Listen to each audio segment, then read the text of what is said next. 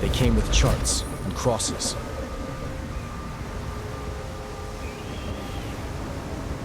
Cannons and contracts.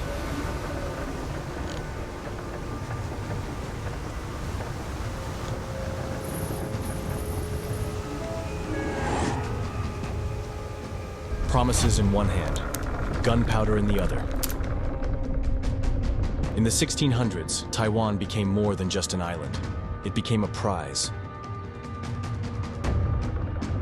Fought over by empires, by faiths, and by men chasing profit. And in the middle were the people of Taiwan.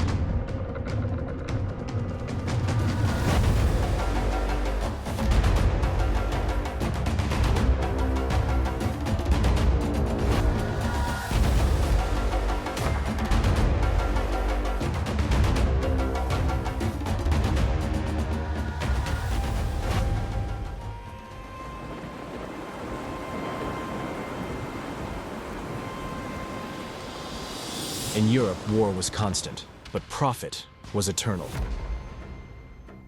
The Dutch and the Spanish were locked in a global struggle, not just for land, but for trade routes, for converts, and control.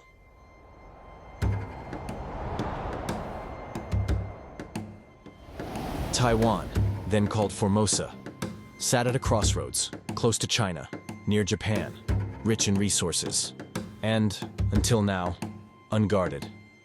To European empires, it was a blank space on the map. But to the people already here, it was home.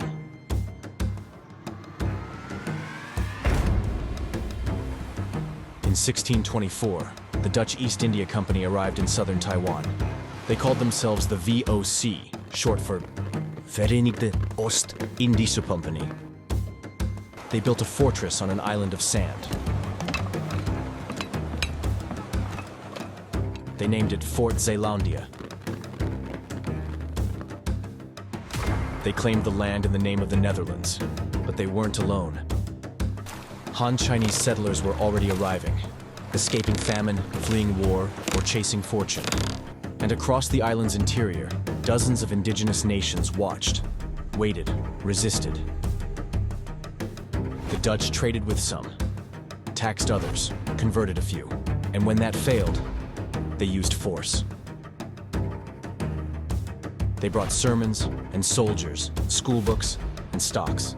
They promised civilization, but they came to rule.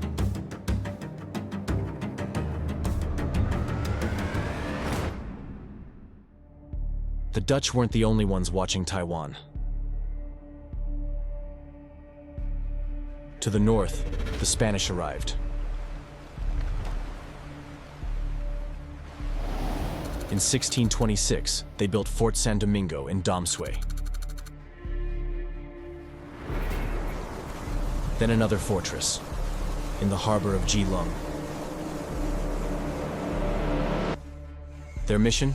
Block the Dutch, spread the faith, protect Manila, the crown jewel of their Asian empire. But the land was unfamiliar, the rains relentless, the alliances uncertain.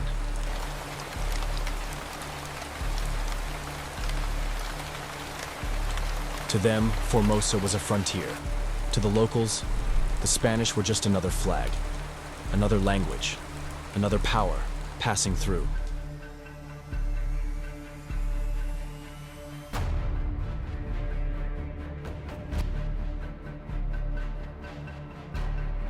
The Dutch brought ministers, the Spanish, priests. Both preached salvation. Both arrived with armed escorts.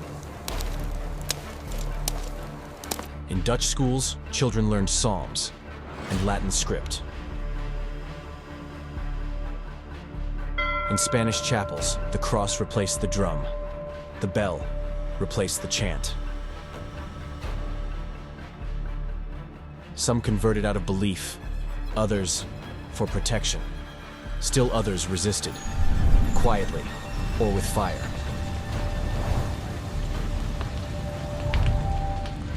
To the missionaries, this was a sacred duty, but to many of the island's people, it was a warning.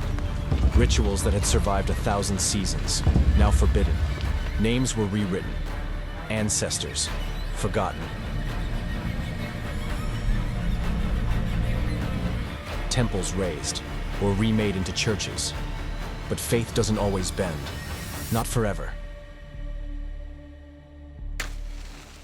Behind closed doors, the old gods whispered, and in the hush of the forest, the land still listened.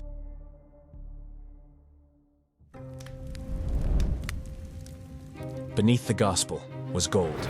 The deer trade boomed. Tens of thousands were hunted each year. Their hides were shipped to Japan. Their forests emptied. Rice, sugar, salt, all taxed by the Dutch. There were taxes on marriage, on funerals, even on fishing. The wealth flowed to Batavia, while the burden fell on those who lived here. In 1635, the land pushed back. Tribes around today's Taoyuan and Tainan rose in rebellion. They attacked Dutch outposts, burned tax records, refused to kneel. But not all resisted. Some aligned with the VOC, hoping to protect their people or settle old scores. Loyalty in this new world was a shifting currency, and survival had many shapes.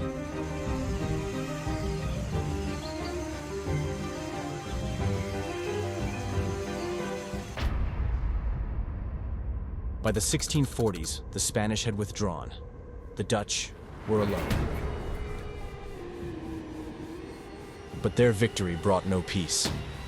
Across the sea, China was unraveling.